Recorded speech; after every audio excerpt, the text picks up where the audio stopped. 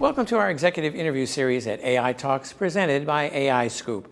I'm Wyatt Cash, and we're here with Trevor Douglas, Senior Federal Sales Engineer for Varonis. Trevor, thank you very much for joining us today. Absolutely. Thanks for having me, Wyatt. Let me start by asking, how do you see AI agents helping to advance government services moving forward? So the agencies that I've seen use it well are really leveraging it in two areas. It's for data classification and user behavior analytics.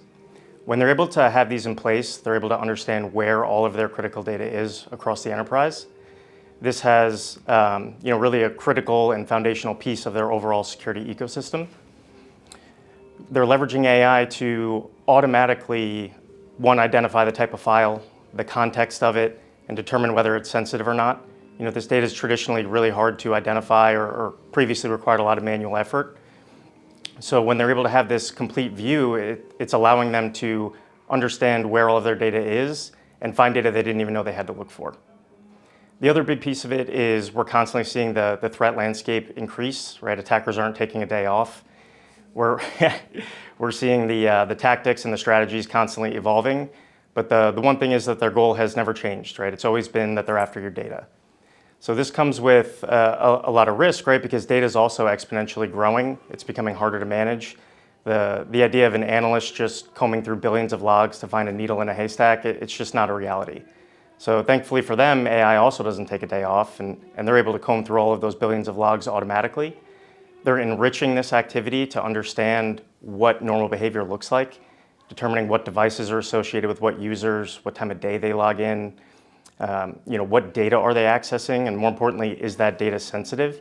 When you're able to understand that context and you have that usage versus abnormal profile built for them, anytime we inevitably see a deviation, they're able to automatically alert on it, which is either sent to a SOC or in a lot of the cases, have automation in place to respond to the alert for them. Appreciate your outlining those examples. And next, what have been the biggest challenges from your perspective in implementing AI in government services since, let's say, a year ago? And how's your organization approaching that or helping its customers approach that? Absolutely. So I have a lot of conversations and everybody wants it, right? It's great. The problem is, and the biggest challenges that we're hearing over and over is how do we actually do that safely? AI has allowed a drastic increase in productivity and creativity, but with that increase comes a lot of risk, right? When users are interacting with it, are we ensuring that only the right information is ever actually getting back to them? So to help understand that really requires two pieces. One, where is all of our sensitive data? And two, who actually has access to it? When you're able to understand both of those pieces, you can understand where the risk is in rolling something like that out.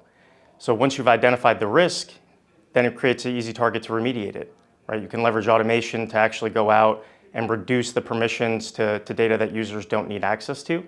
So no matter what they're typing in or how they're leveraging it, we're ensuring that they're only ever getting back the appropriate data that they're supposed to see. So what that means we could do once we've reduced all of the risk and they know that they're able to safely roll this out, that's still really only half the battle. As my old platoon sergeant used to say, you have to trust but verify. As much as we always want to trust that users are going to have the right intentions, we understand mistakes happen or attackers find a way in. So it's really important to also leverage how AI is being interacted with. What are the prompts that users are entering? What data is actually being interacted with? You need to take this as an additional stream towards that normal, abnormal type of behavior. When inevitably you see something abnormal, that has to be alerted on right away. So with all those critical pieces, they've been able to roll it out safely. Well, Trevor Douglas, thank you so much for just stopping by here at AI Talks and sharing some of your perspectives on the evolution of AI in the federal government. Absolutely. Thanks for having me.